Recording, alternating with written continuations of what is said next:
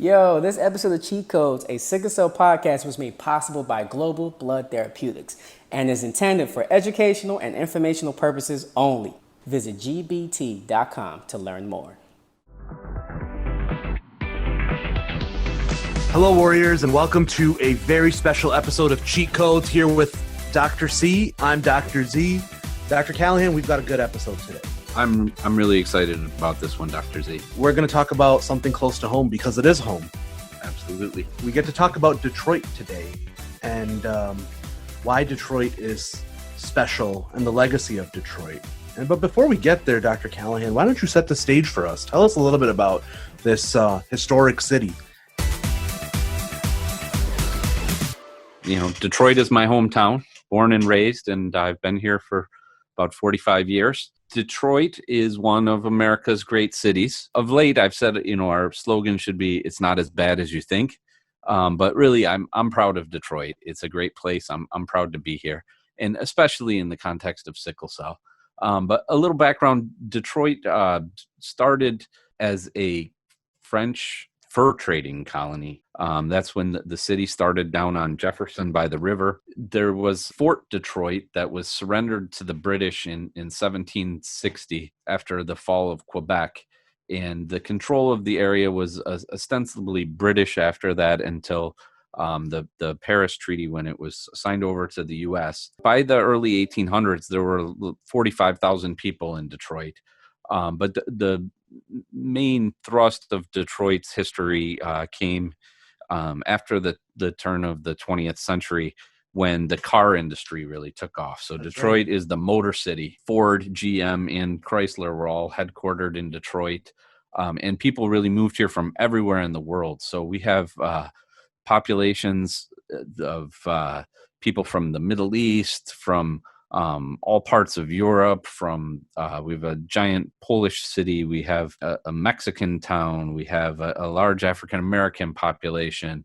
I'm of Irish descent. We have an area called Corktown, and that immigration continues to this day. We continue to have a large immigrant population, a lot now from Asia, especially South Asia. But after that boom in the car industry, Detroit was the fourth largest city in the country and one of the wealthiest. And that continued up until about the post World War II era, when there started to be some suburbanization, and really a lot of people left the city. So the population of Detroit has decreased from about 2 million to a little under 700,000 since that time.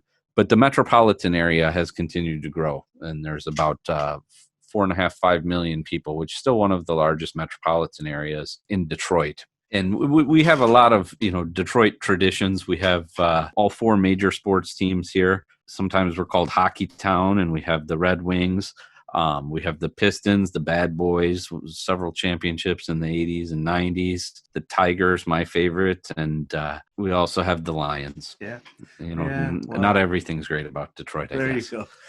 I grew up in Windsor, Ontario.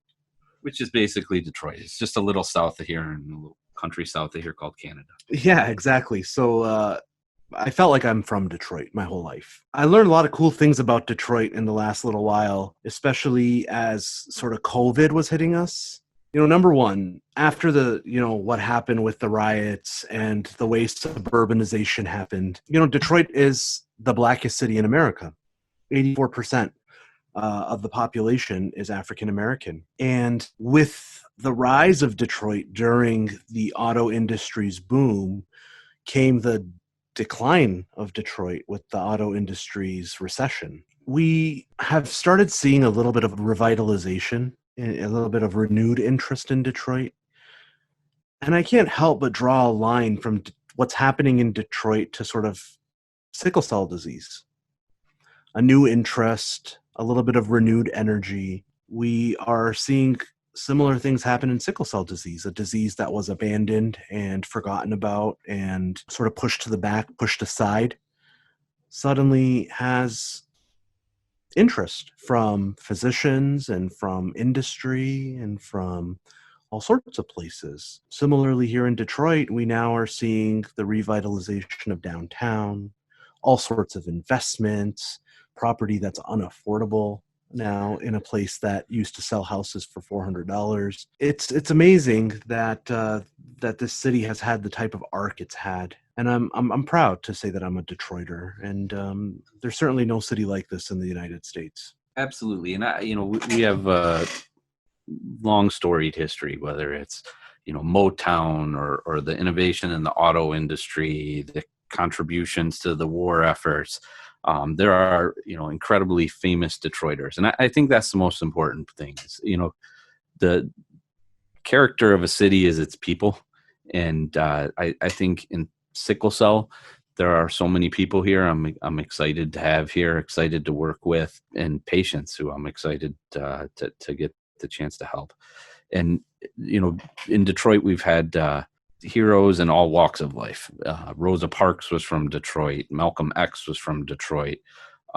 We've had, incredible musicians. We have leaders in business. Did you talk about Motown? I briefly mentioned Motown, but, from Motown to Eminem, Detroit's always been a capital of music. We've had great sports figures here. Madonna. She went to my high school. I don't know if that's the thing we want to be most proud of, but So on this episode, we're going to talk about Detroit and sickle cell in What we're Detroit in building particular. Here. And I think, we're going to talk to some stars of sickle cell here in Detroit, Dr. Shurney, who's one of my heroes, and Dr. Hines, who's another one. But I think before we touch on that, I briefly want to talk about a little bit of the legacy and the history of sickle cell here in Detroit.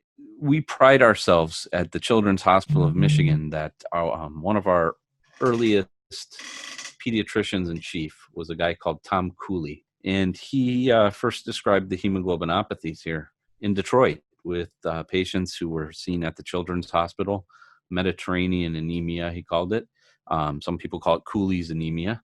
This was the first reports of thalassemia. There was, after him, a fellow by the name of Wolf Zolzer, who was really a legend in hematology, in so many areas of hematology, but he did have some breakthroughs in hemoglobinopathies as well. He worked with James Neal at University of Michigan, who described the genetics of sickle cell disease.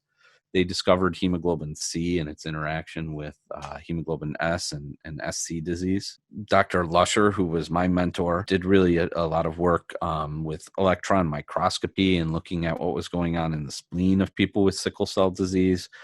She was one of the first people to try out urea as a therapy that was a forerunner to hydroxyurea. She described neurologic complications in sickle cell and the use of preoperative transfusions and transfusions for secondary prevention of stroke with Dr. Ingrid Sarnaik, who still works with us today. Way before it was the standard of care. It was a seminal paper that started that, really. And Dr. Sarnaik herself, we work with her every day, and she's amazing athlete, mom, person, but you can't overlook her contributions to sickle cell. She has, I think, a half dozen New England Journal papers, Lancet papers, lots of blood papers. She studied gallstone disease and transfusion and pneumonia vaccines and many new therapies. Dr. Ananda Prasad, who really discovered the effects of zinc deficiency and then studied that in sickle cell disease and ran the Comprehensive Sickle Cell Disease Center, the NIH-funded center here in Detroit for many years. Paul Swerdlow, who has run the adult clinic for quite some time and really did work in biochemical studies of hemoglobin as a young man in clinical trials afterwards. And I think we're going to talk today a lot about the contributions of Dr. Whitten, and they're just unbelievable. And the work goes on today. I'm proud of what you're doing, Dr. Z, and what Dr. Hines is doing, and Dr. Glaros, and we have a great young group here and a big set of shoes to fill. And a fearless leader in Mike Callahan. Yeah, I'm excited for this episode. So without making you guys wait anymore, let's get to it. All right, let's talk to Dr. Shurney and Dr. Hines.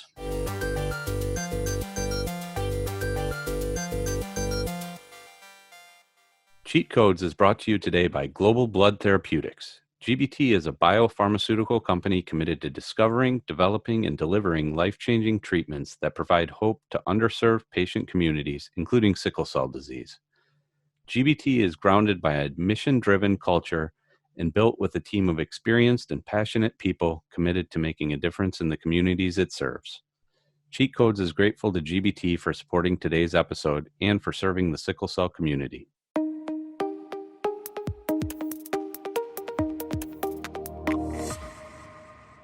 We've got a couple guests with us today for our first Legacy podcast, which is going to be a series that highlights cities around the United States that have a large sickle cell population. We figured there's no better place to start than right at home, Dr. C, because we've got a pretty good story to tell here in Detroit.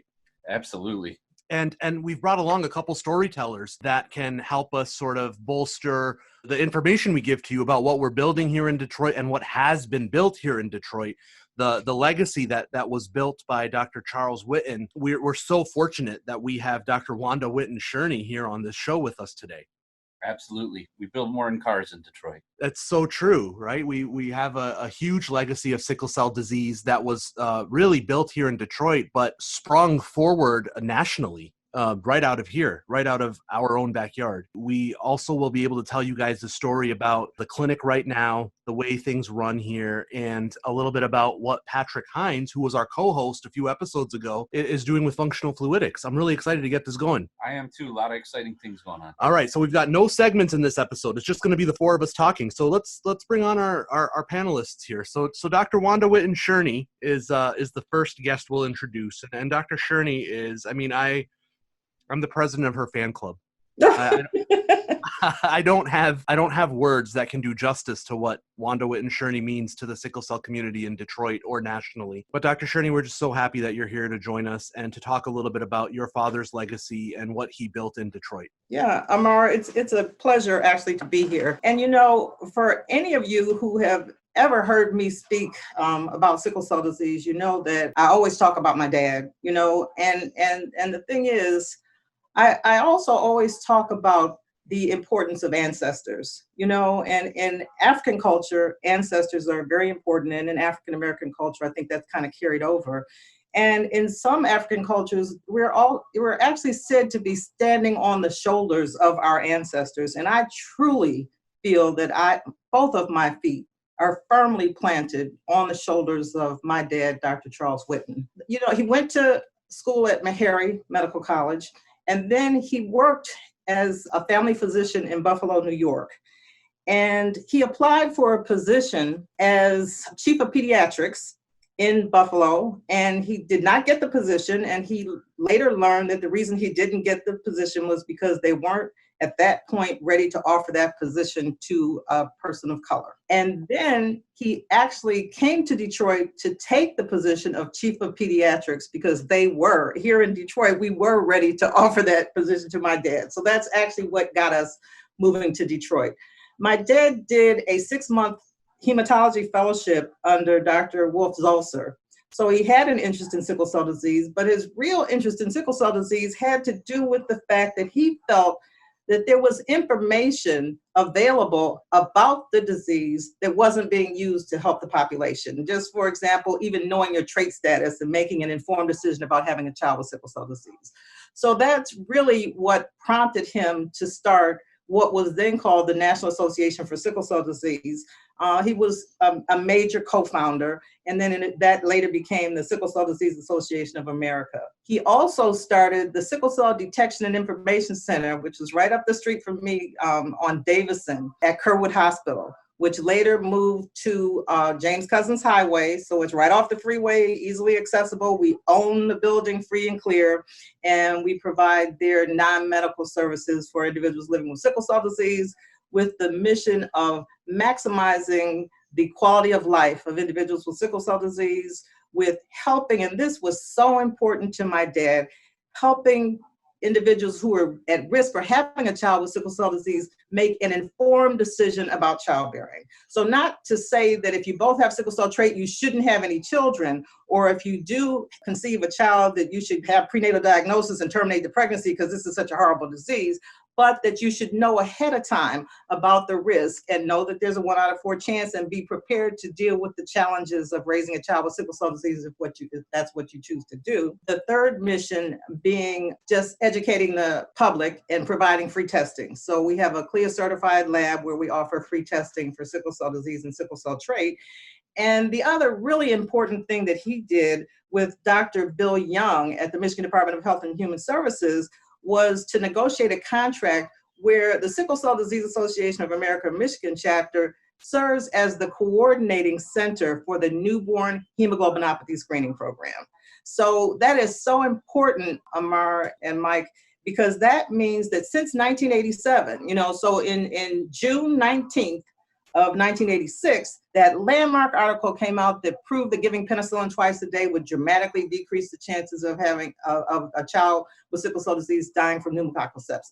So that is what gave us the intervention to start newborn screening. So on July 1, we started newborn screening, and now we serve as the coordinating center. So all over the state, we have a statewide program with patient advocates strategically placed to meet 95% of the population. So everybody comes through us. Since 1987, we've had our hands on every baby that was born in the state of Michigan that has sickle cell disease, and we put them through an educational process, and then we provide support services. The type of reach that you guys have in this sickle cell community, the way that you guys built that reach is just phenomenal.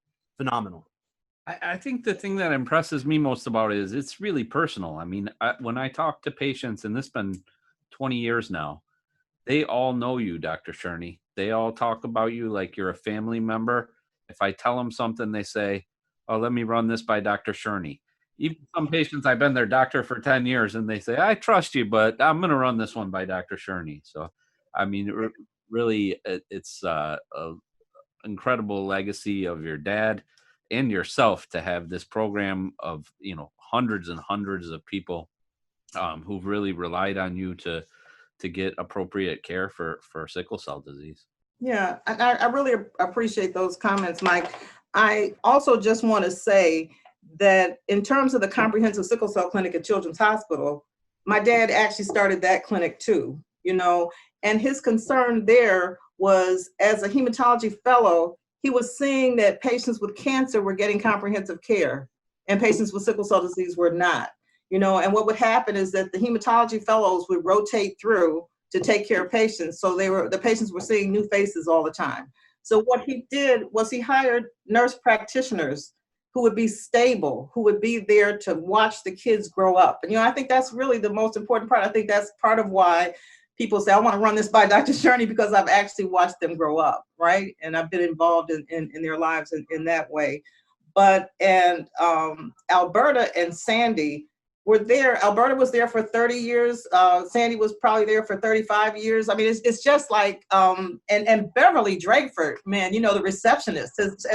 My father hired Beverly Drakeford, and then not to mention, of course, Dr. Ingrid Sarnaik, who actually started, at that time she was wearing East Indian clothes and had the long ponytail. And I just remember the day my father introduced me to her, and I was a kid. I feel like I grew up in the sickle cell community, and it's been a wonderful community to grow up in, and it's been very rewarding. And the feedback that I get from patients is just outstanding. And if I could just say one last thing, and I say this every time, is that I was born on June 19th.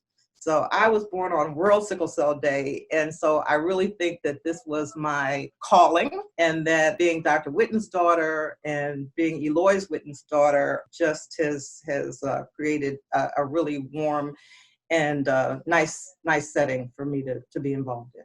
So I appreciate you allowing me to share that information. I mean, I think, Dr. Callahan was saying this earlier. June 19th is a great day for so many reasons. We get to celebrate, World Sickle Cell Day, but we also get to celebrate, your presence on Earth, which is for 63 years. So important to us and so important to our community.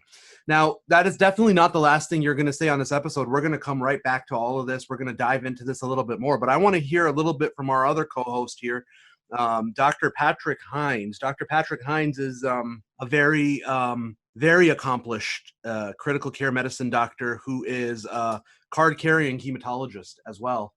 We let him into the club because I think actually he wanted to be a hematologist probably, but we just weren't exciting enough or cool enough for him to officially join us. So he became an adrenaline junkie and jumped onto that critical care medicine train where he gets to save people who are on the verge of death. But in his spare time, the little spare time that he has, he basically serves the sickle cell community and works as the founder and CEO of a company called Functional Fluidics that works so closely with us. And I want to hear a little bit of the story of how Functional Fluidics has become this integral piece of the sickle cell architecture in Detroit. So Patrick, welcome again. And we want to hear from you, man. Tell us about how you built up things here in Detroit. Great, Ahmar, Mike, thanks so much for giving me the opportunity to talk to you guys. It's an honor to be on with Dr. Shurney as well. That's such an amazing story about you and your dad and just being involved in sickle cell disease for most of my career. I've always heard about him, and to be able to meet you when I came to Detroit back in 2009 was just so surreal and such an honor. So about me, so I've been here in Detroit at the Children's Hospital since 2009, and my career started back, I would say, in the late 90s at University of North Carolina, where I did my MD and my PhD. And my PhD work was studying red blood cell biochemistry and biology, and with specific applications of sickle cell disease.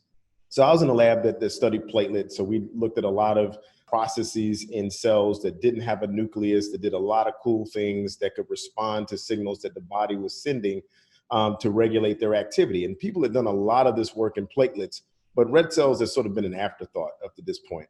So when I got into this work, we were really interested in how the body in individuals with sickle cell disease regulated the function and activity of red blood cells. And we learned a lot of things. We learned that stress via things like epinephrine and other mediators that the body produces in response to stress can actually change the function of red blood cells in real time. And one of the specific things that can change is the stickiness of red blood cells in that context. And there was a lot of data leading up to that point that taught us that stickiness of red blood cells is by definition a pathologic property, and that it can also lead to worse complications in sickle cell disease. And folks were actually trying to develop a lot of therapies to modify this property in red blood cells from sickle cell disease patients. So by the time I finished up at Carolina, I did my residency and my fellowship in critical care at Children's Hospital of Philadelphia. And you're right, Ahmar, I did go to CHOP intending to be a hematologist until I met outpatient medicine and realized that was not my environment. So so I decided I wanted a more hospital-based specialty, and I was a bit of an adrenaline junkie. So critical care was perfect for me. But what I found as sort of an aside is that sickle cell needs friends and advocates all over the place, not just in hematology. So I'm excited to sort of be that in critical care. And Patricia Cavanaugh, who you just had on doing similar work in the ED, I think we need advocates all over the place, but I digress. So came to Detroit in 2009, set up my laboratory at Wayne State, and we began to continue studying red blood cells in sickle cell patients. But the thing that changed at that point was drug companies were now having a lot more momentum in the development of therapies that modify the function of red blood cells. And they were applying these therapies to the initial indication of sickle cell disease. But what didn't exist at that time was an objective, standardized, clinically available tool to assess the health of red blood cells, nor had we directly linked any of these properties of red blood cells to specific outcomes. And so that's where I was really interested in getting involved. And our lab had already developed a number of tests that looked at different properties of red blood cells. And so we saw an opportunity to make this more broadly available to both folks developing the therapies for sickle cell disease to help facilitate that process, as well as providers taking care of these patients. And the most efficient way to do that was to make it available commercially. And so with the help of Wayne State, we launched functional fluidics back in 2014. We were working with Mass Therapeutics back at that time, and also some interesting work we did with Biogen back during that time, also looking at one of their already approved medications that they were looking at applying to sickle cell disease. And we saw that having a way to objectively assess these properties would really help facilitate drug development. And once these therapies were available, we envisioned an opportunity to be able to objectively assess the health of red blood cells in patients that were getting started on these therapies. So just like we do with other surrogate endpoints, such as LDL cholesterol and blood pressures in folks with cardiovascular disease risk, we wanted to have something like that available in sickle cell disease. So we didn't have to wait for individuals to get physically sick, but we could try to maintain the health of their red blood cells as a strategy for keeping that patient healthy. And that's what functional fluidics is all about. It's such a crucial thing to be able to apply this type of metric to red blood cell health and sickle cell disease. We're so thankful that you're just like a phone call away. You're down the street from us, man. It's just it's a really good situation for us here. And it's something we really need in sickle cell. We want to know if the medicines are working before we start having bad effects, or wait and find out that they don't work, and be able to switch and really put people on the appropriate care and the right people on the appropriate care. And until now, we don't have tools for that. So working on this and building those tools is so important. And we're so excited that you're doing that right here in Detroit, and that we get to collaborate with you. And it's been a lot of fun, and hopefully we'll do a lot of good. So, Dr. Shurney, I want to jump back to talk about Dr. Charles Whitten a little bit more. I'm so intrigued by just everything he did and what he built here. And I'm so sad that I never got to meet him. I was at the American Society of Pediatric Hematology Oncology meeting in, I think, 2 years ago. So 2018. And Elliot Vichinsky won the Lifetime Achievement Award. And I remember after that, there was a little reception, and I was talking to him, and I said, tell me a little bit about how your story with sickle cell started. Like, what motivated you? What got you going? And he said, as a young trainee, on my clipboard that I would carry around, he said for 3 years, he had the Psychosocial Effects of Sickle Cell Disease 1974 paper of your father's on his clipboard for like 3 years. And he said, I would just read that. It's amazing that his effect and his impact was, he touched so many people in so many different ways. And I know Dr. Callahan has been diving into some of the literature here. So I'm going to kick the ball to him on this one. Tell us what you found about CF Whitten on PubMed. Yeah. So, I was familiar with some, but not all of this. And I think so many things Dr. Whitten did. I went to Haiti a few years ago, and it turned out he had started a sickle cell clinic in Haiti. He started a sickle cell clinic in Detroit. He started the Sickle Cell Disease Association, started newborn screening. But on top of that, he had an amazing academic career. I mean, published many, many seminal papers. And I remember when I was resident, the American Academy of Pediatrics came out with the 50 most important papers in the last 50 years. And one of them was from Dr. Whitten. It wasn't even about sickle cell. It was about iron poisoning. But in sickle cell in particular, he had such a huge footprint. So he had, early papers about renal concentrating defects in sickle cell, growth effects of sickle cell, the effect of sickle cell on haptoglobin, the effect of sickle cell on intellectual functioning, gallstones, as you mentioned, the psychosocial aspects, fetal hemoglobin induction, and newborn screening. And I mean, really just a tremendous literature that he was a part of and developed. It makes me so proud to be working in this center that has such a great legacy that, started with Dr. Whitten.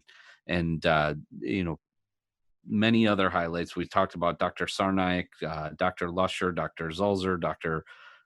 Prasad, Dr. Swerdlow, and now Dr. Zadie and Dr. Hines, and Dr. hopefully Callahan. we'll continue Dr. Whitten's legacy and keep putting out really, important research that changes the field of sickle cell and makes lives better for patients. He, the one really interesting paper that I saw was about pseudo sickling in deer. Right.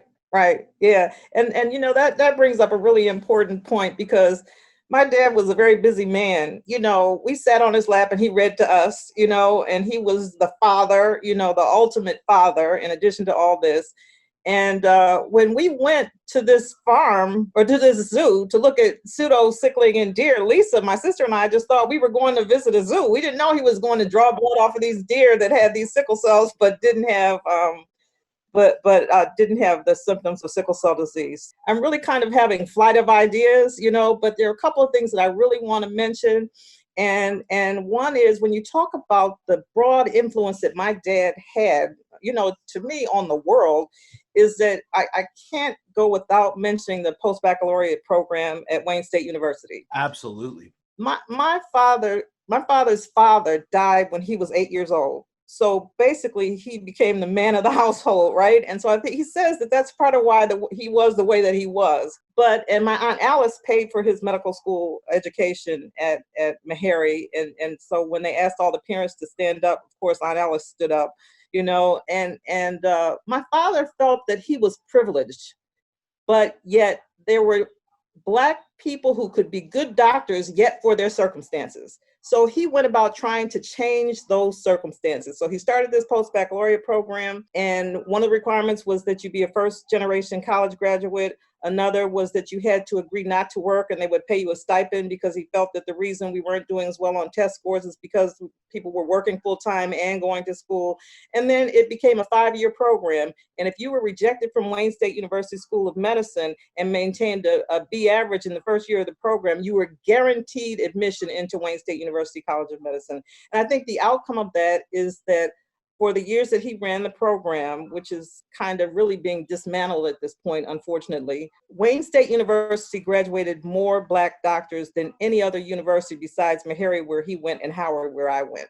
And I have been to the graduation parties of some of the graduates, and it's just in the community, and it's like everybody is seeing that here's a doctor, here's a Black doctor, another, and if she could do it, I could do it. If he could do it, I could do it. So I think that has been a tremendous thing.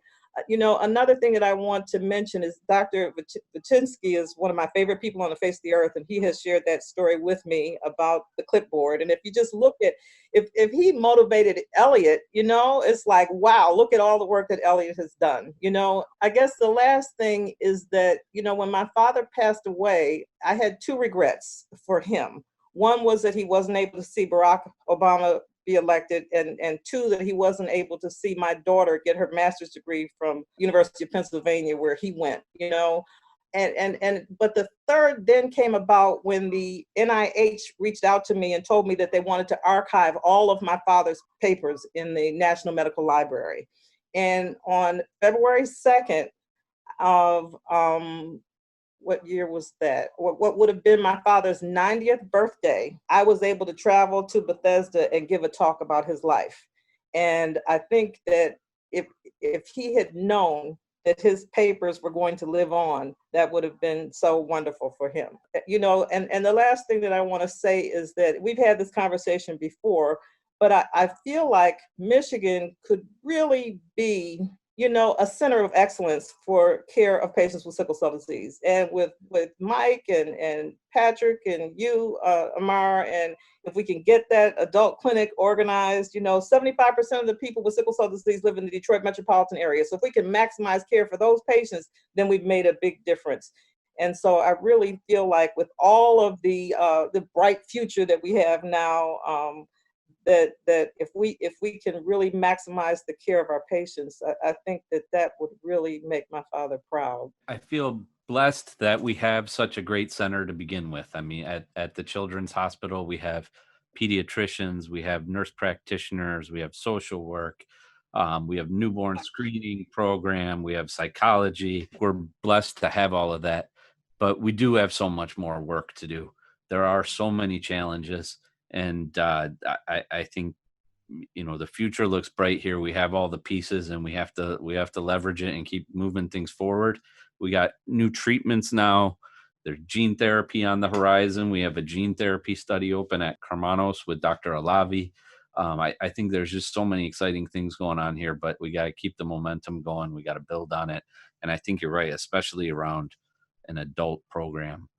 We need to improve things. One good thing that's come out of COVID is the hospital said, you can admit people up to 25 here. And we said, great, and started bringing a lot of sickle cell patients in who are in their late teens, early 20s. And so I think that's going to help a little bit, but we have a lot of patients who are still falling in the gaps. Yeah, and Mike, in terms of the adult clinic, I just really need to mention the fact that Arthur Jett is a physician assistant and Lisa Litzy is a nurse practitioner. And they have been over there fighting the fight in a terribly under-resourced clinic with no physician regularly seeing patients. But they've both been there for over 25 years. Lisa was laid off, and my organization was able to bring her back by paying her salary for 2 days a week just to bolster things. But there's 600 patients over there that are basically not getting the care that they deserve because of this under-resourced clinic. But I do want to acknowledge the hard work of Arthur Jett and Lisa Litzy. Absolutely. And I think this isn't a unique to Detroit thing, but I think we've got the pieces to make it better here. That's our job. We got a lot of ideas for it. We got to put them into action. I keep coming back to this theme that I learned from this comedian named Nori Davis, who, when we interviewed, said something that just resonated so deeply with me. Sickle cell disease is a back of the bus disease. And while that's true for patients, it's even true for us, right? It's true for providers. It's true for advocates. It's true for everyone, in the sense that even as a sickle cell provider or a stakeholder, you're a back of the bus provider, you're a back of the bus stakeholder. Your opinion's not as important. The resources you need are not as important. You're back of the bus, even from that angle of sickle cell disease, right? Even from an angle where you're supposedly able to do something for the patients. And I really hope we can turn around that narrative here in Detroit and lead by example and show that our model that is so, our beating heart is Dr. Wanda Whitten-Shurney and SCDA of Michigan, and that powers this entire operation, right? And I think that showing that this model works, where your medical home, your medical system is in sync and in tune with the CBO to deliver the care that sickle cell patients deserve. I think we're so close to achieving that. It's just going to take a little bit of innovation and a little bit of help from, a few dedicated people. But I think we're heading in the right direction here in Detroit. So thanks to you, Dr. Shurney, for being that spirit that we need to drive this forward. Oh, it's just been absolutely my pleasure. I'm really curious. I have to ask you this. Going back to your dad again, tell us a little bit about Charles Whitten, the father. So what were dinner time discussions like? Was that, were you guys always talking sickle cell in the house? Because, I can't imagine that for someone who was so dedicated, I feel like that was probably the only topic of conversation all the time. Okay, so here's the thing. My mother was on the international board for Planned Parenthood. And so there was lots of conversation, especially when we became teenagers, about contraception, right? Yeah, so there was all kinds of things about Planned Parenthood around the house. And then there were all kinds of things about sickle cell and the little film strip that my father put together back in the 70s. There was a tape, and then it would beep, and then you go on to the next picture, and it was really kind of makeshift, but it really worked, right? And then, of course, there was that mobile unit. He took a school bus and he changed it into a laboratory, and then it traveled all around the state and tested people. And it tested you right. Irving tested you right then and there. Your test results came back in 20 minutes. And then if you were positive, you had to get back on the bus and listen to a PowerPoint, about having sickle cell trait and genetic significance. Okay, that didn't quite answer your question. So let me get to your question, which is that my father was multifaceted, right? He was a gardener. We had triple hybrid corn in the backyard that my daughter says she'll never eat another ear of corn because it's not her grandfather's corn. He had dwarf peach trees. One of the deans of the medical school had some land, and it happened to be white, and he my dad was planting corn on his land. He said he was a sharecropper, you know, so so in addition to that, he was a gourmet chef, you know, and he traveled to France to learn how to make French bread, you know, and so there was a lot of cooking, and my sister Lisa and I following him around the kitchen, and my grandmother kind of teasing him when he was trying to really get her homemade rolls perfected and throwing little ingredients over her shoulder, like pretending like, no, I'm not telling you about this ingredient. So the Whitten family had quite a sense of humor and really big into teasing, and dinner time was somewhat political, but a lot about what's going on in school and what are you interested in, and what are the things that are important, and respect for other children. And I was educated in Detroit public school system, and my parents say that I wouldn't be the person that I am if I hadn't had that experience. So I've really appreciated that. I know one of the comments that people make to me all the time is that, oh, you're so down to earth, you know, and, you know, a lot of times if I'm out meeting people, they assume I'm a nurse or a teacher and not a physician. And I attribute all of that to my parents and the way that I was raised. But he was very family oriented. We did a lot of traveling.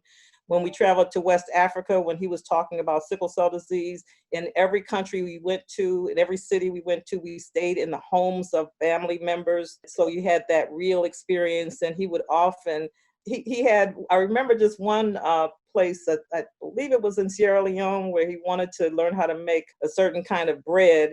He had the woman open up her bakery an hour early so that he could come and then watch her make this particular kind of bread, you know. So it was like that. He was a people person, and he you don't get to choose your parents, right? And so to have been honored to be the child of Dr. Charles Whitten and Mary Eloise Comer Winifred Whitten was just wonderful. Amazing. That's amazing. I kind of feel like we have to spend a little bit more time talking about the bus. Okay. Because I feel like even in 2020, you're talking about 50 years ago. Right.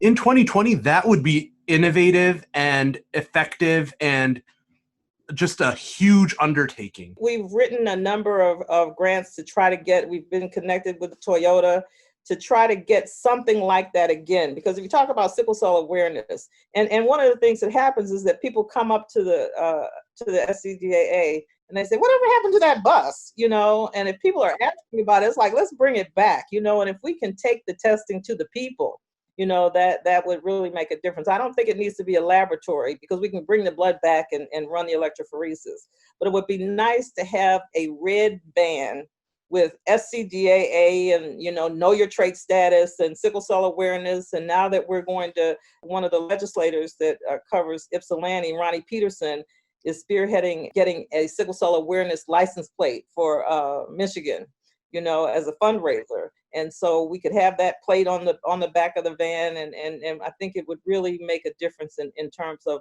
awareness. But that bus was really something. There have been a couple of newspaper articles about it and how many people were tested. Now they're standing in line to be tested. But, you know, it's just the concept of taking the information, taking the resources directly to the people, you know, and making it easier and trying to alleviate some of those social determinants of health. Patrick, can you get the functional fluidics lab and Mike Tarasoff on that bus? Well, you know what? I was just thinking as you know, Dr. Shurney was talking, that it reminds me a lot about the ellipsis study.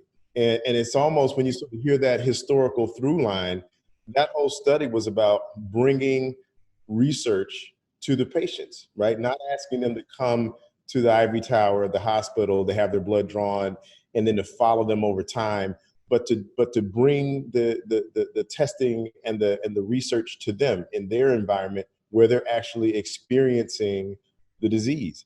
And I think that one of the things I've always thought about sickle cell disease as a missed opportunity for medicine as a whole, there's so much that I think medicine can learn about taking care of chronic disease, underserved populations through sickle cell disease. And had we made a lot of the investments and followed the example of folks like Dr. Whitten, how much further would we be along when we think about some of the difficulties we're dealing with now in the healthcare system, like the opioid crises and how we better manage folks with chronic pain issues or just chronic health issues in general.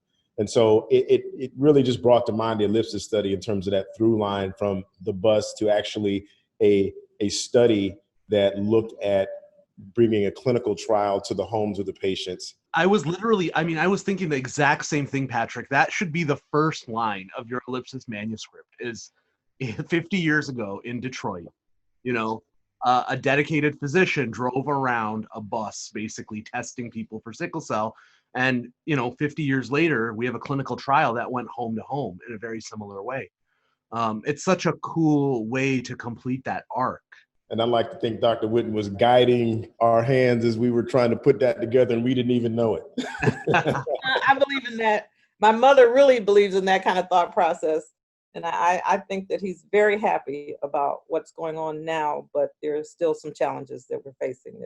I wish I could talk to him in person. Yeah, me too, honestly. As we're coming to a close here, what I want to hear from you guys, all of you, even you, Dr. C, I want to hear this from you. What is in your ideal world, where do you want to see Detroit 10 years from now as far as sickle cell goes? We have a lot of the pieces here in Detroit. I mean, we have advocacy, we have research, we have startups, we have a great patient population. So I think we have to be a leader, and I really want to see people with sickle cell being cured or having treatments that make it less of an effect on their day-to-day lives and allow them to do all the things they'd be able to do if they didn't have sickle cell. And there's so much work we have to do to get there. I think, a lot of it is around care delivery, especially once you get past the age of 18, but even below 18, we still have a lot of work to do. I think we're lucky. We got a lot going on in Detroit, but we got a lot of partners throughout the country. I've been really impressed with how the sickle cell community popped up during COVID and really addressed that very quickly. I think the infrastructure is there for great collaborations. There's things like this ASH Clinical Trials Network, which I hope can move things faster. And I think, we better play a big part in that. I'll go next because I want Dr. Shurney to close it out. I'd love to see Detroit be a center for innovation in sickle cell disease. And that's, obviously where my passion is thinking about not limiting ourselves to the tools that we have in front of us right now or the way that we do things, but how can we imagine a better future? And not only just sort of imagine and dream, but how do we make that a reality?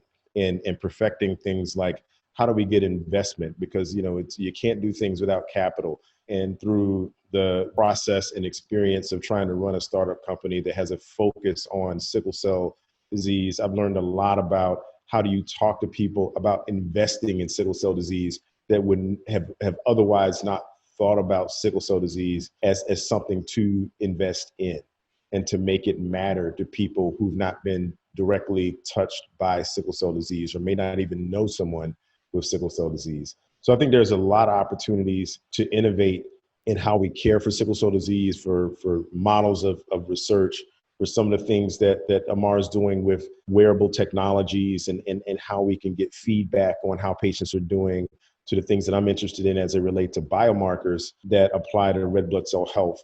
Because I think those things benefit individuals with sickle cell disease, but as it relates to red blood cell health, I think there's opportunities where these insights we gain in sickle cell disease affect folks with a lot of different conditions. And that we sort of, all boats rise when we make these kind of investments in an area like sickle cell disease. So innovation, I think, helps to do a lot of things that moves us closer to the front of the bus. And that's where I want to see us in 10 years. Thank you, Patrick. All right, Dr. Shurney. Okay, so, all right, I'm going to kind of do something a little different. And I agree with everything everybody has already said about 10 years from now, okay? And for me personally, what I would like 10 years from now is when I'll be 73. And when I call a family, or Cree and I call together to talk to a family about the diagnosis of sickle cell disease, I'm able to say to them, I'm calling to tell you your child has sickle cell disease and set you up for an appointment to have a genetic cure that is safe and effective. And we have some long-term follow-up to make sure that, you're going to be okay. So that I would love. But I really, I'm sorry, have to focus on the more immediate future, because what I want now is all the things that I've been hearing about for 30 years in the sickle cell community. Better care in the emergency room, respectful, compassionate care in the emergency room. We need it now. Having a comprehensive adult sickle cell clinic where there's a hematologist, a primary care provider, and it's one-stop shopping and you get the care you need. Access to these new medications. Having Adecvio be a step therapy for Oxbryta is insane. Having to be on hydroxyurea in order to get on other new therapies is just ridiculous. So, and then transition. I know you asked the question about 10 years from now, but I'm a grassroots person and I'm really concerned about tomorrow. So we need to really get our behinds in gear and get some of these immediate things because our patients are dying. And the ones that are living longer, they're not living better. And there are things that we can really do to facilitate having individuals with sickle cell disease have a better quality of life. And right now. Absolutely. And there's no better example of why Detroit is special when you have someone like Dr. Shurney inspiring you like that. But you're absolutely right. We need everything now. We needed it yesterday. So we're going to fight. And you guys know I'm always ready to throw a punch. I'm not scared. I think Mike has a good question for us to close out with here. So since this is the Detroit Legacy podcast, we thought we'd close with something light. What's your favorite place to eat in Detroit, Patrick? Oh, man. You guys should have sent me this question in advance because I've got so many places that I could choose from. I'm a big Selden Standard fan in Midtown. Plug for Selden Standard. I love going there with my wife and just hanging out in Midtown and seeing all the new spots that are propping up. But that's one of my favorites. Excellent. Dr. Shurney? Okay, so for me, in terms of food, Greektown, Pegasus. But in terms of atmosphere, Iridescence. That's on the top of the casino. You can see the whole town. Nicest place to go for a celebration. All right. How about you, Dr. Z? I'm with Patrick. We needed more prep time for this question. If my wife asks me, where should we go to dinner tonight? My favorite vibe is honestly the London Chop House. Yeah. I like the music. I like the vibe. I like the cigar bar upstairs. I know that's not maybe necessarily a Detroit thing, but right now that's my favorite place to go. It's been around for a long time. So I think those are great, but I'm going to have to go with American Coney Island.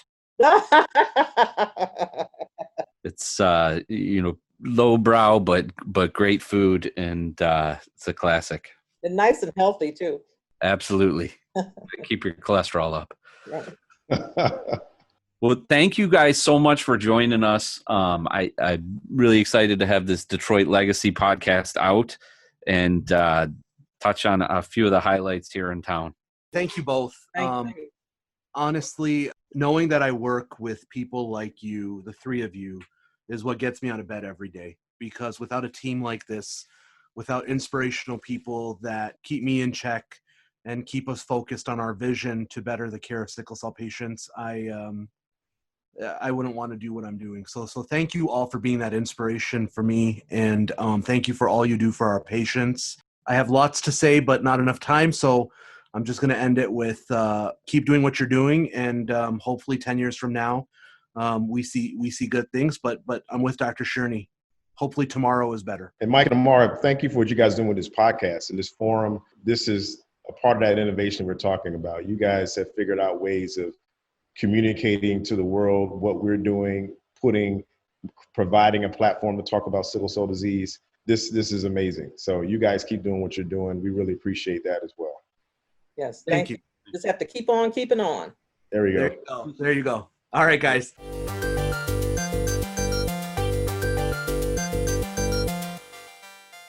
Thanks again to our episode sponsor, Global Blood Therapeutics. Visit gbt.com to learn more about GBT's commitment to advancing the treatment and care of people affected by sickle cell disease.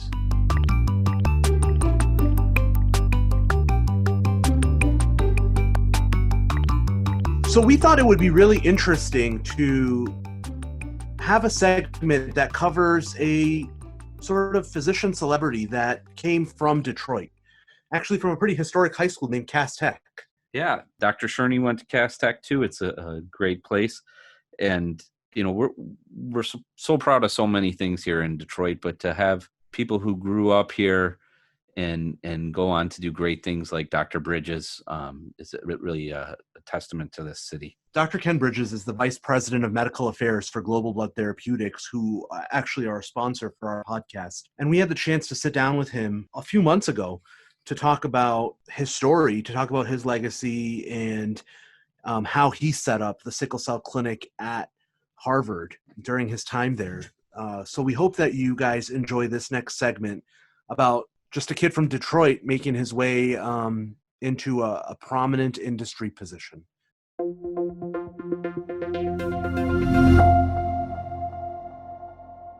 Dr. Bridges, it is an honor to have you do this for us. We are just so thrilled to have someone with Detroit roots on this show. Well, thank you so much, Mara. This is really very exciting for me, and great being back in my hometown.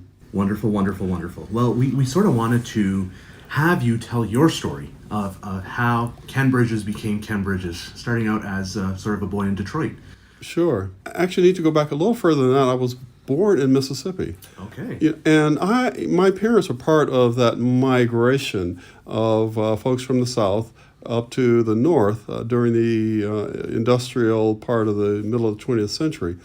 And at that point, as the Southern agricultural jobs and activity were declining, there was a boom after World War II, of course, and going on into the 50s of activity in the North, and particularly Detroit. So my relatives came up from Mississippi. Some went to Detroit, some went to Chicago, some went to Cleveland, but essentially to all the places where there were big industrial activities.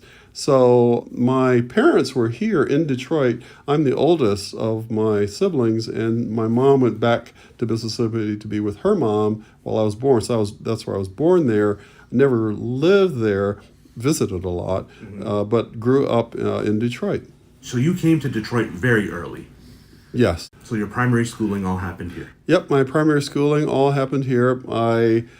For a long time, we lived over on the near east side, a place not far from the Belle Isle Bridge, on a street, Concord was the name of the street. Sure. Or if you say Concord here in Michigan, I lived, we'll get to this, many years in Boston, about 3 or 4 decades in Boston.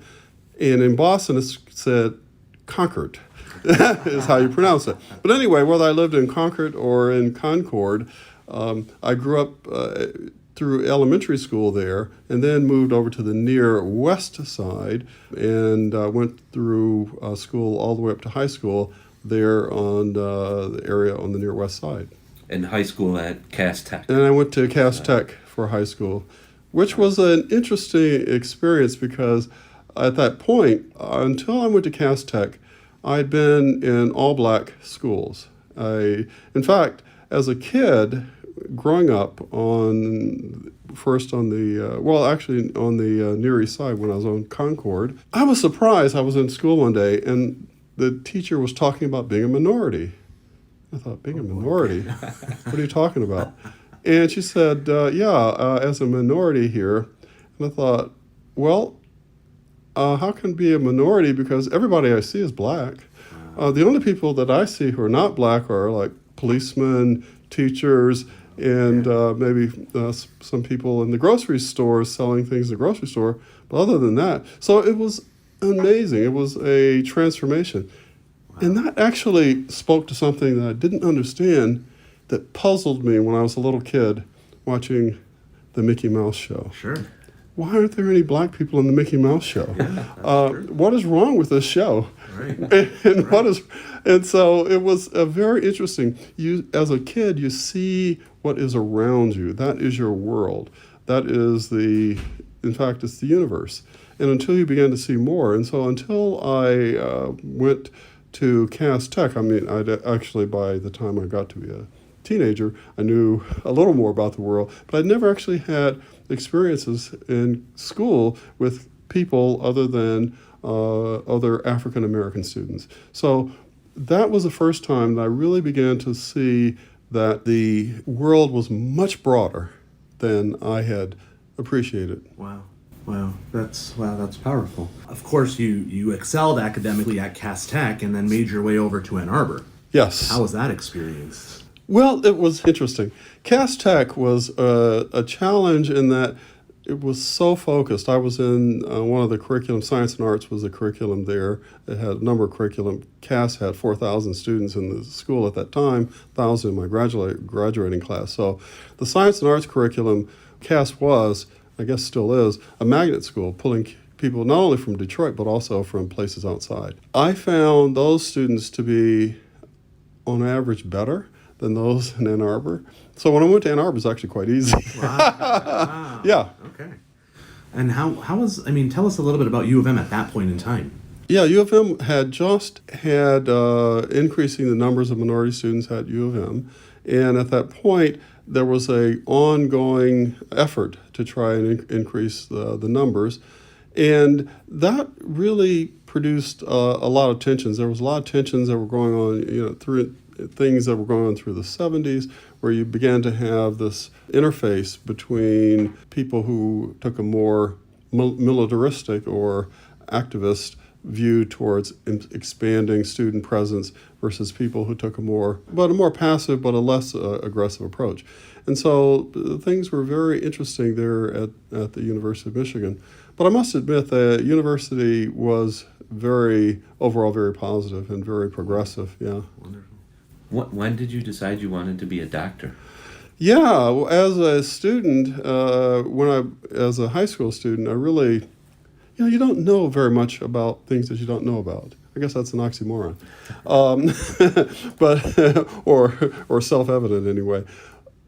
You don't know about the things that are outside your sphere, outside of your range of vision. Sure. And so the things that I knew about were like teachers, and so I thought, well, being a teacher, that would be kind of nice. And I knew about things like being, of course, policeman, fireman, stuff like that. And my parents were both worked in the automobile industry, so I knew kind of roughly those kinds of jobs. There were the blue-collar jobs and there were white-collar jobs in the automobile industry. I didn't really want to do any of that. So my initial plan was to go and be a teacher, and then I got to University of Michigan. You have to start as a student to begin your distribution classes. And I started taking classes, and I wanted to take a sociology class. So that sounds really interesting. And I remember one of my sociology professors who was just one of these people who just seemed to have a great understanding and just a wise vision. I said, boy, that would be really fun. It was really hard getting into that class. So in the meantime, I took science classes, had to do my chemistry and physics and all that sort of stuff, which that went fine. And pretty soon I said, well, I kind of like this stuff too. Yeah. And that's when I kind of began to think about things outside of just sort of teaching or sociology or something like that, and gradually moved over to medicine as an interesting option. So are you then the first doctor in your family? Yeah, first person to graduate from college in my family. Wonderful. Yeah. Wow. So. Wow. Very, very cool. And so then off to medical school. Yeah, off to medical school. I went to Harvard to medical school, did well at Michigan, went to Harvard to medical school. And it was there that I really began a different, again, changing in perspective. When I went out to Harvard, that was the first time going to the East Coast, first time being outside of, Michigan and Mississippi, because we went up and down that corridor, I-75. Yeah. But outside that corridor, I really hadn't traveled anywhere. And so that was another eye-opening experience. One of the things there was my first year in medical school, my section instructor was Frank Bunn, who was at that point well-known and then later very famous hematologist, a structural biologist in chemistry and in hematology, and particularly in hemoglobin. And I worked in Frank's lab over the summer, and that was when I first became interested in sickle cell disease. So that's what gave you the bug. Yeah, that's right. I think that's a common theme. People who go into hematology, it's early in medical school or even in college, they get into a lab or they work with the hematologist and get hooked. Yes. Yeah, you start to see the beauty of answering questions because one of the things that struck me while I was in college, that I learned all of these wonderful things. You learn about history and philosophy and various other things, and it's really great if you learn the philosophy of Rousseau or Bertrand Russell or somebody like that. But then you think, boy, these are great thoughts, but I've never thought of an original thought in my life. And I never, every idea, every piece of knowledge that I had, something that I learned that somebody else had already thought of. And so what really struck me was working in the lab one day. We were doing an experiment, and I came in the evening, late in the evening, to get the results coming off of the scintillation counter. And I plotted it out, and I knew the answer. For the first time, I have an answer that nobody else in the world knows. Wow. And that was really cool. It was a trivial question, but it was something. And that really struck me as being, this is the great thing about going and getting new information and learning new things and pushing the boundary. So on that note, along the way, just as Dr. Callahan was sort of saying, it takes for mentors to shape the way and change the way you look at sort of the world. And it sounds like you had a powerful one early on. Tell us a little bit about through medical school and from that point going forward, who you ran into that maybe changed the way that you sort of were perceiving medicine and the way that you saw your career going. I think that the impact of mentors really is a central aspect of one's development. Not only the guidance, but also the feedback, and you get recommendations. One of the things that happens is as your career moves, you move in a linear direction for a long time. You go through undergraduate, then you go to medical school, in this case, then you go to your residency training. Then it becomes unlinear at that point. There are, options begin to open up. And having someone who can give you advice and feedback on your options was really wonderful. So you went in medical school into Frank Bunn's lab. What were you guys working on, and did you continue on that, or just kind of pulled you into hematology? Well, the first study that I worked on, project that I worked on in Frank's lab, was looking at the acetylation of hemoglobin by aspirin.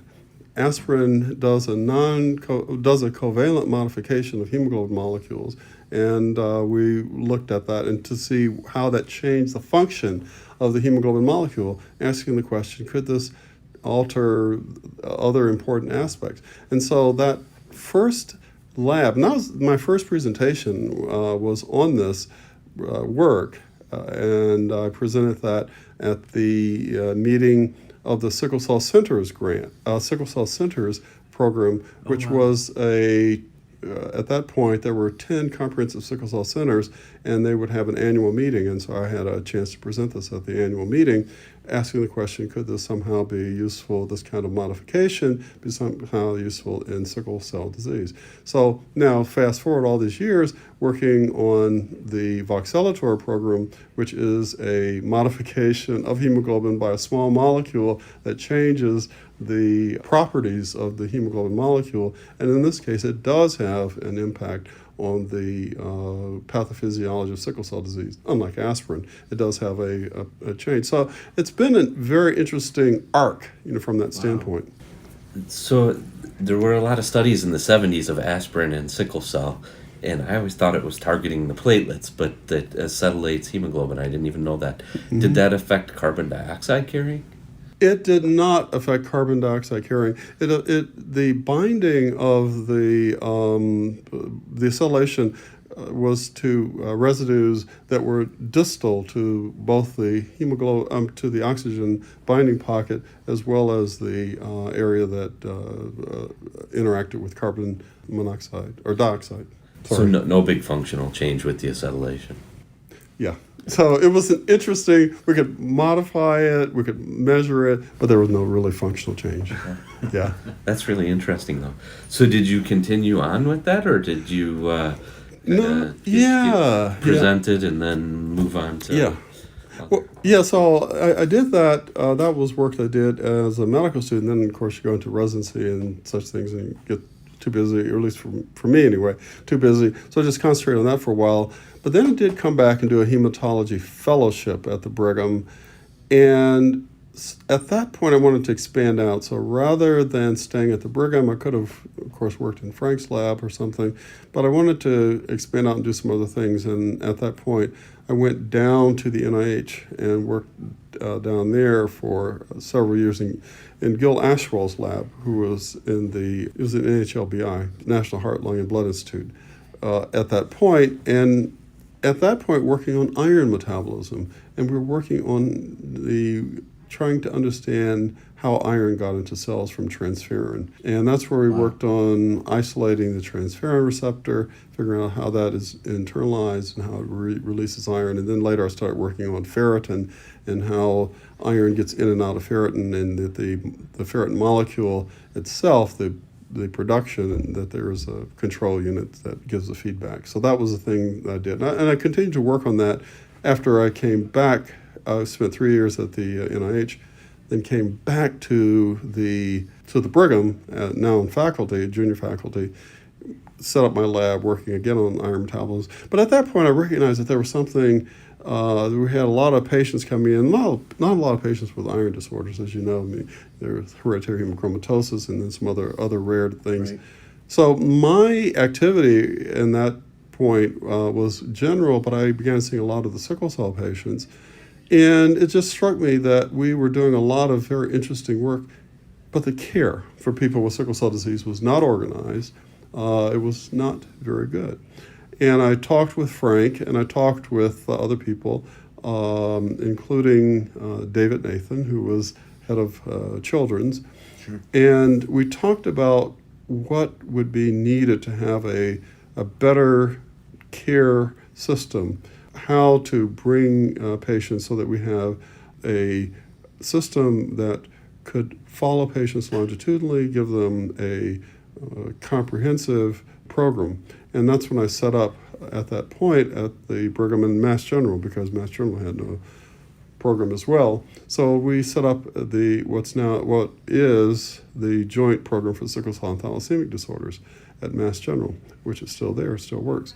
And amazing. That point, we were able to then not only continue doing good science, but also providing patient care and providing continuous patient care. And at that point, we then later extended it to Children's, so that we worked with the transition between Children's Hospital and the Brigham, so that patients were not falling off a cliff when they got to the end of their, as they became older at Children's Hospital and were looking for ways to go. And that was really very rewarding to sort of see a good program set up that could provide what was really needed for patients. From experience, it's a very challenging thing to do. How did you get the administration to buy in and mobilize resources, get the community involved? Make people care. Yeah. How do you make people care? Yeah. Really, there were several things that we were able to do. First, and most importantly, was getting buy-in from people at the higher levels in the administration. I mentioned David Nathan, who was at Children's, but also at that point, David was head of the Dana-Farber Cancer Institute. And the importance there was we needed a facility to have patients seen as an outpatient if they had emergencies, or if so that they could avoid going to the emergency room, which was and still remains a challenging situation. And in order to do that, we were able to work with the Dana-Farber to get that done. And then within the Brigham, with the Brigham leadership, worked as well to bring in the additional resources. To get a nurse, you got to have a nurse practitioner, and you got to have some other people coming in. And we were then able to apply to get grants from HRSA, and we also were folded into the NIH program. So it was really something where getting buy-in from leadership was crucial. Then having a plan about how you're going to go about it, and then having the ability to show a program that would be sustainable. Were you able to maintain your lab and continue working on iron through all of this, or did it kind of take over? And Yeah, I continued my lab work and work on iron, although I shifted my clinical work to working more on sickle cell disease. So, for instance, doing things where we looked at aspects of how hydroxyurea at that point altered aspects of the sickle cell red cells.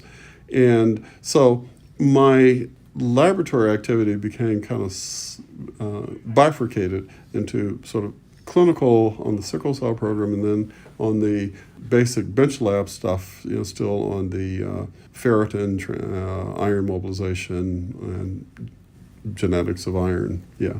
So certainly, I mean, you obviously got you have a vast experience with sickle cell disease. You got to see patients several decades ago, and some of the challenges you're talking about, we're still sort of fighting in 2020. I guess the involvement that you now have with Global Blood Therapeutics. One of the really clear things to me is how dedicated this company is to sickle cell disease. Tell us a little bit about how sort of your experience with sickle cell disease brought you to this point.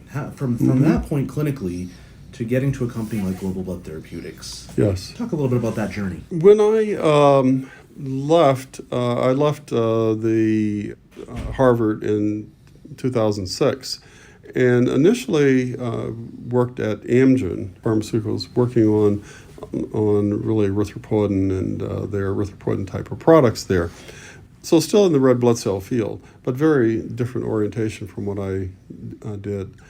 But in the background was this knowledge that that sickle was really very, very important. One of the things that happened was that while I was at the Brigham and Mass General, Ted Love was at the General in cardiology. Oh, wow. And so Ted went into industry and through various other channels by 2010 come over to Onyx Pharmaceuticals, which was working on myeloma drug.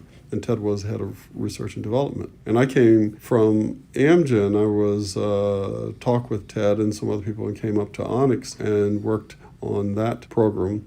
And it had no, so we were a competitor to bortezomib. It was this carfilzomib. Oh, okay. Yeah, which is oral. Yeah, which is now Kyprolis, the oral agent, and that's been worked pretty well. And so Ted retired from that, and at that point he then became CEO of Global Blood Therapeutics, working on sickle. And I talked with him at one of the meetings, and he asked me if I would be interested in working in the program that he was developing there. And so we talked over several months and worked out a program. And I came over to really the first hematologist and there at the Global Blood program. So I think a career in academic medicine has a lot of great aspects to it. One of them is, like you said, that I have this piece of knowledge that nobody else has, and I'm answering interesting questions, and I think having colleagues across the country that you meet at meetings and you work with, and also patient care. If you have one-on-one patient relationships and feeling that you're making a difference there. But I think there's also a grind to it, and you always feel like you're limited, and there's always another grant deadline, and you're not getting funding, so you can't do the thing that you think is going to help people, and helping people is very retail. So there's always this draw to industry where there's resources and you can make a huge difference and sort of make a big advance that can help everybody. When did you decide to make that leap, and what was the thing? Was it push or pull or? Well, that's a crucial question, and I think it's really very, very central. In academia, industry, certainly in the past, was really painted with a very dark brush. What went on over there was very much at odds to what we did in academia. A couple things happened for me. There were two people in my training group, one in my direct training group from the Brigham, very good guy who early on went to industry. He went to Biogen.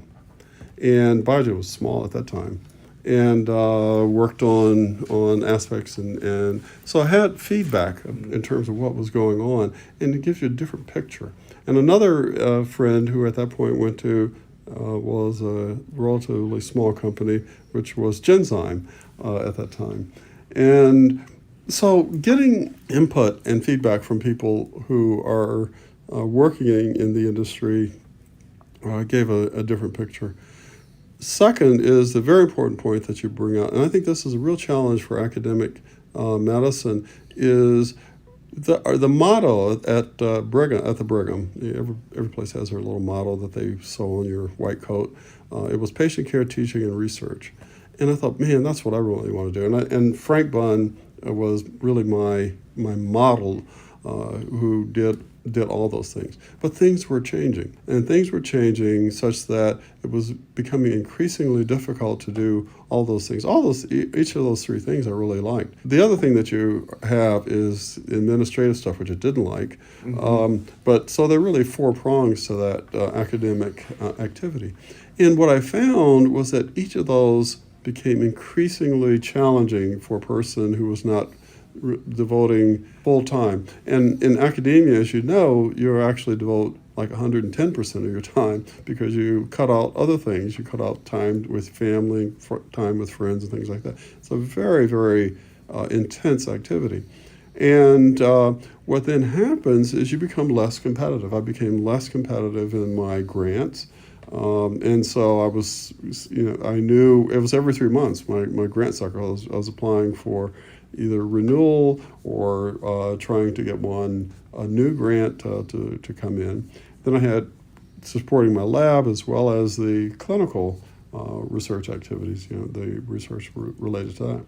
And then at that point, there was increasing challenges with patient care, with the administrative things, that you were no longer a teacher as a professor. You didn't do what I consider the traditional teaching, where you go around and you would talk and you would show and instruct and teach. You actually were kind of a glorified intern, because you had to do all those papers and notes and sign everything. You couldn't countersign anything. And so you know the story. And so that became increasingly challenging. Fortunately, too well. Yeah. And to me, that was very frustrating, because I love seeing patients and talking to patients. And when they started to give me these little 10-minute blocks, or 15 minutes, I don't remember what they were always too short. And so I was always being yelled at, for being behind and not having the number of patients. And my response was, I don't care. Patients are going to get what they need. And that doesn't draw you lots of friends from the people who are running those sorts of things. So it became an increasingly challenging situation. And I think that it finally reached to the point where I said, this is a balance and I just can't do this anymore. And that's when I decided to look into industry. And at that point, I had a friend who was at Amgen that I knew from the old iron metabolism days, from a long time. And he was looking for someone to come and work in his group. And that's when I said, okay, I'll look into this. Obviously, I understand totally those frustrations, because we go through that still. I mean, it's exactly the same. It just keeps getting worse. It gets worse, yeah. But you made the right choice. Selfishly, I'm happy. I'm happy that you made this jump and ended up where you are, because your company's making a real impact now in the lives of these patients. And the patients feel it. They feel that this is a company that's compassionate to their struggle. And I think the importance of this being a drug designed for them is huge. It comes across in our conversations with them. As we're finishing up now, I kind of want to hear from you. Being a clinician, if you were sitting on the opposite side of this, if you were in that exam room with a patient talking about voxelotor as a new class drug, yes. How would that conversation look when you talk to a patient? What would you talk to them about? How would you present this drug to them, and what would you say to them about it? I would really focus on the fact that there are some very clear clinical benefits that come on. That is laboratory benefits, the rise in hemoglobin being the obvious one, and you see other changes. But those aren't the important changes. What really are the important changes are the things that you see down the line. And the patients that it's a very kind of emotional thing, thinking about some of the patients who really had declining life and declining quality because of the ongoing slow grind of sickle cell disease. And I would focus on the need to begin a program of prevention and really preventing those things. Because once they happen, once you get renal failure, there are not a lot of good options. Once you get heart failure, not a lot of good options. So trying to avoid getting there. And that is something which is very challenging, not just for sickle cell, for all of us. Right. Yeah, I think, we've been excited just to have drugs in sickle cell. We haven't had a lot of treatment options. But I've really been happy to see GBT's approach. I think bringing you in as a medical director as an example, somebody who's got a long experience with red blood cells, with sickle cell patients, who understands clinical medicine, has a big role in what the company's doing. And I think rare disease is a space where you can do well by doing good. And so I like to see the patient programs and the advocacy you guys have. What plans do you guys have going forward? I mean, this is the first shot across the bow of sickle cell disease, but there's more pipeline, there's more rollout of this, more programs. I think there are other drugs and other pipeline drugs for sickle cell disease, but one thing that's very important that we're working on is looking at sickle cell disease in a global fashion. 95% of people with sickle cell disease live in low-resource countries, India and sub-Saharan Africa. So one of our efforts right now is to begin, and it's just beginning, to try and address the issue of how we can get a new therapy to people where the social, the infrastructure, and other situations and economic situations are really very, very challenging. So we're doing a two-pronged approach where we're developing additional agents to address sickle cell in the current environment, the developed world, but also trying to address how we can begin to look at the needs of the vast majority of people. That's so important. I'm really happy that you guys are paying attention to that because it's that's where the burden is. That's really where the burden of this disease is. Well, for my final sort of thought that I want to get from you is tell us about the things you miss most or remember most, your fond memories of Detroit. Oh, Motown. Well, Motown used to have something called the Motown Review, which was at the Fox Theater. I don't know, the Fox Theater has been changed now, as I understand it, but Fox Theater was great, and they would have all these really great performers who would come and perform, and you could go to there, and they would have the Supremes and the Temptations and just various other people, Smokey Robinson. They would come one after another. Stevie Wonder was up there once. Wow. And they couldn't get him off the stage because because it was a review. There was only a short period. It wasn't like you're doing a whole concert. They would maybe do 20 minutes at the most, for each of the ones they're going through. And they had to go and drag him off the stage because he was having so much fun. He kept saying, move away. So that was great. That's awesome. Well, the Fox Theater is still there, and it's a great venue, but it sounds like they need to bring this review back. Great. Well, thank you so much for joining us on Cheat Codes. It's really been a pleasure to have you here. Thank you. All right, Warriors, that was a great episode. I'm reinvigorated after hearing all about Dr. Whitten and talking with some colleagues who keep me motivated. Keep living well with sickle cell and share this podcast with someone who you think could learn a little bit about sickle cell disease.